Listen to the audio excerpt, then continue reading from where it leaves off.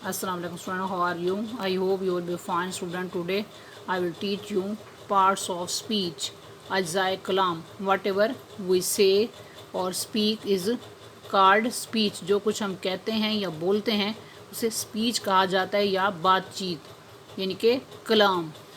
We use different types of words to make sentences. हम जुमले बनाने के लिए मुख्तलिफ अक़साम के अल्फाज को इस्तेमाल करते हैं. These words can be divided into 8 groups. इन अल्फाज को 8 ग्रुप्स में तकसीम किया जा सकता है. These groups are called parts of speech. इन ग्रुप्स को पार्ट्स ऑफ स्पीच कहा जाता है यानी कि अज्जाए कलाम कहा जाता है. These parts of speech are as follows. ये पार्ट्स ऑफ स्पीच दर्ज झैल हैं.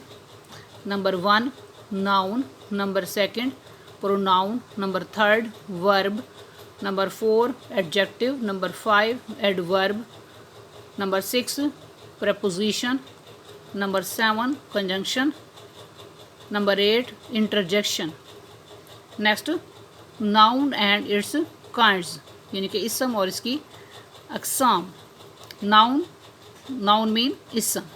Definition noun is a word यानी कि नाउन एक ऐसा लफ्ज़ होता है या इसम एक ऐसा लफ्ज़ है use for giving a name to some person place और थिंग जो किसी शख्स जगह या चीज़ के नाम के लिए इस्तेमाल किया जाता है. For example Alia saw a flower in the garden. तो इस सेंटेंस में आप नोट करें Alia is a name of person, flower is a name of thing, garden is a name of place. तो यहाँ पर इस एग्जांपल को एक्सप्लेन किया गया. In this example Alia is the name of person, flower is a name of thing and garden is the name of place. There are following kinds of noun. Number 1 common noun, इसम नकरा.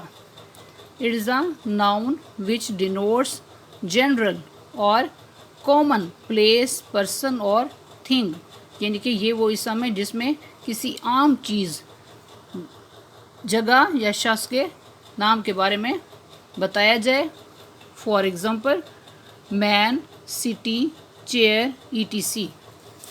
Next number 2 proper noun, इसम मार्फा.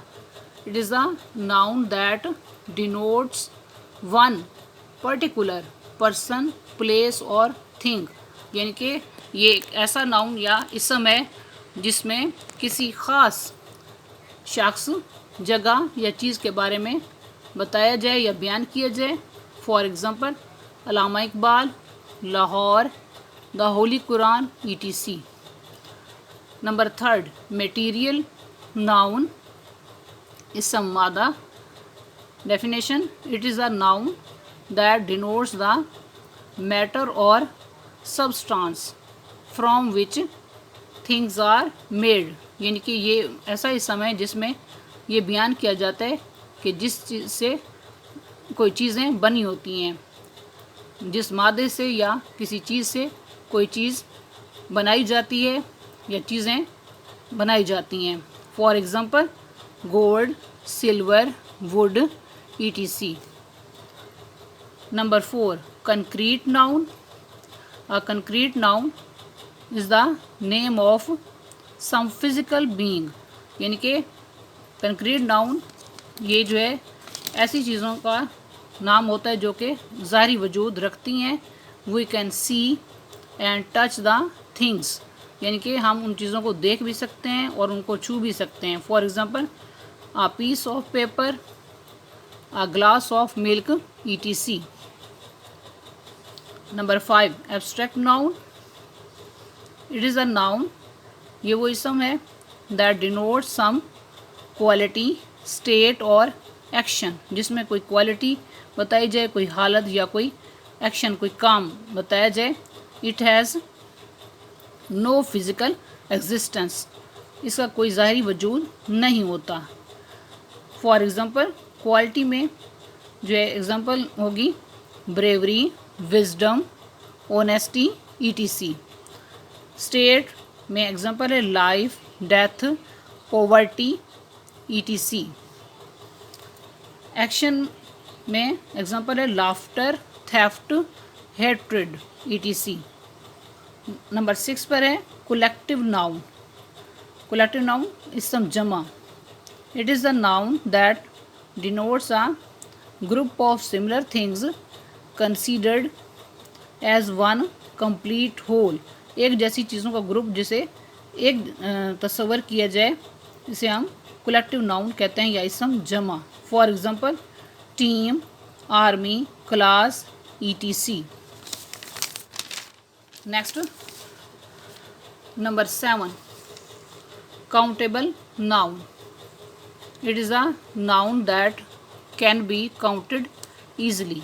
ये ऐसा noun होता है जिसमें इसे यानी कि आसानी से गिना जा सके, यानी कि ऐसा इसम जिसको आसानी से गिना जा सके। For example plate, orange, knife, etc.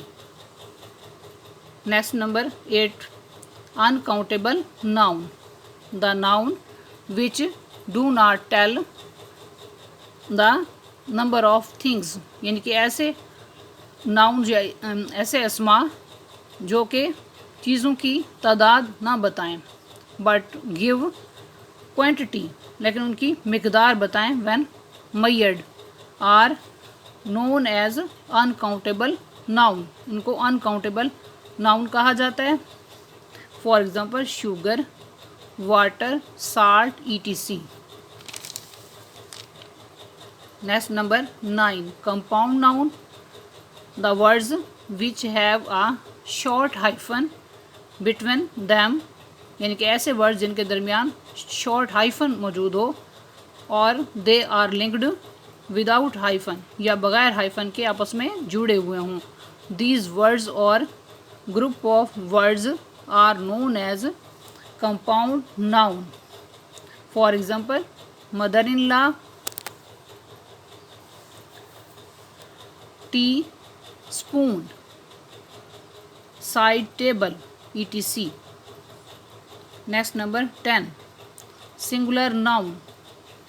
The noun which represents one person, place और thing is known as singular noun. For example women, man, book, ETC. यानी कि एक ऐसा नाउन जिसमें वाहिद शख्स, जगह या चीज़ के बारे में बयान किया जाए, जैसे कि यहाँ पर बताया गया है। वुमेन यानी कि खातून, मैन आदमी, बुक किताब, ईटीसी वगैरह। Next number 11 plural noun. The noun which stands for more than one person, place और थिंग। यानी कि ऐसा इसम जो एक से ज़्यादा शख्स, जगह या चीज़ के बारे में बयान करे। For example women, man, books, etc. Next number 12 possessive noun. Possessive noun is a noun that shows ownership और possession, यानी कि ऐसा नाउन या इसम जिसमें ऑनरशिप यानी कि मलकियत को जाहिर किया जाए। It indicates that something belongs to और इज़ एसोसिएटेड विद समवन, यानी कि कोई चीज़ किसी से ताल्लुक़ रखती है, तो इसमें इस बात को जाहिर किया जाता है। In this apostrophe comma is used. इसमें एपोस्ट्रॉफी कॉमे का भी इस्तेमाल किया जाता है। For example Ali's car. तो इस एग्जांपल में आप नोट करें एपोस्ट्रॉफी कॉमे का इस्तेमाल किया गया है और एस को भी यूज़ किया गया है। Next example students books. यहाँ पर भी एपोस्ट्रॉफी कॉमे को यूज़ किया गया है। तो ये जो है ओनरशिप को यहाँ पर ज़ाहिर किया गया है और पोसेशन को ज़ाहिर किया गया है।